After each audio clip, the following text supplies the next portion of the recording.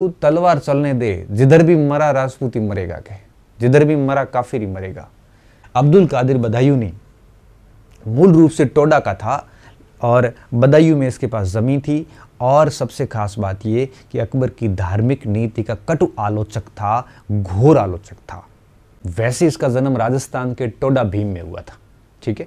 हालांकि इसकी डिटेल में अभी यहाँ नहीं पढ़ा रहा हूँ, तो आपको तो सिर्फ इतना ध्यान रखना है मुंतखाब उत तवारीख के बारे में। इसको क्यों ध्यान रखा जाता है? क्योंकि यह एक ऐसा व्यक्ति था, यह एक ऐसा लेखक था जो अकबर के दरबार में रहते हुए अकबर की धार्मिक नीति का कट्टर घोर आलोचक था।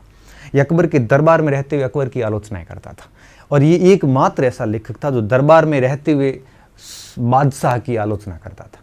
और इसको अकबर की धार्मिक नीति से बड़ी दिक्कत थी और कई दफ़े तो अकबर ने उसको अपने साम्राज्य से, उससे दरबार से निष्कासित भी किया।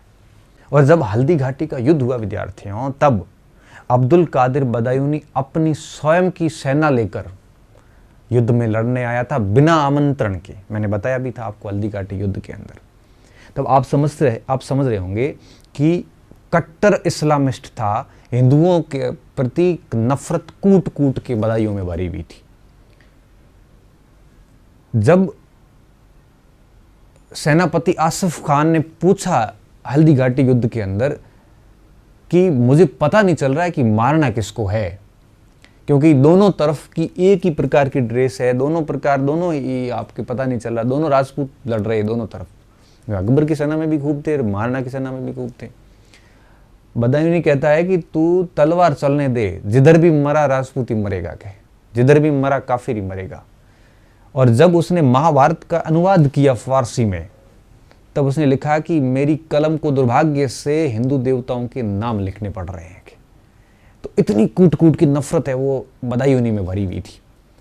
तो इस बदायूनी ने अकबर की आलोचना सिर्फ इस आधार पर की थी कि वो हिंदुओं के प्रति सुलह एक कुल की नीति अपना रहा था, काट नहीं रहा था। और एक और इंटरेस्टिंग बात बताऊं कि अकबर के लिए जब हल्दी घाटी युद्ध में लड़ने गया तो सिर्फ इसलिए गया था कि वो गाजी की उपाधि ले सके। देखिए, इस्लाम में 3 लोगों का बड़ा सम्मान किया जाता है।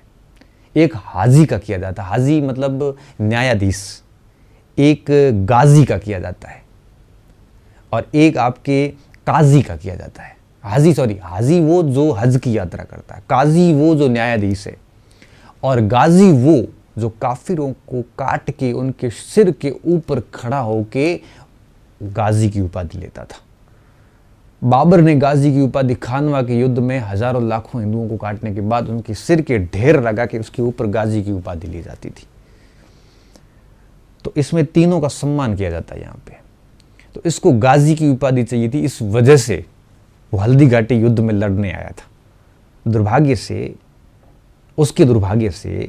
उसका ये ड्रीम पूरा नहीं हो पाया, क्योंकि महाराणा प्रताप पराजित नहीं हुए और ऐसे हिंदुओं के सिरों के ढेर लगे नहीं कि उसके ऊपर खड़ा होकर वो गाजी की उपाधि ले सके। तो मेरा कहने का मतलब ये है कि अब्दुल कादिर बदायूनी मूल रूप से टोडा का था और बदायूं में इसके पास ज़मीन थी। और सबसे खास बात ये कि अकबर की धार्मिक नीति का कटु आलोचक था, घोर आलोचक था। और इसलिए इसका सवाल बड़ा इम्पोर्टेंट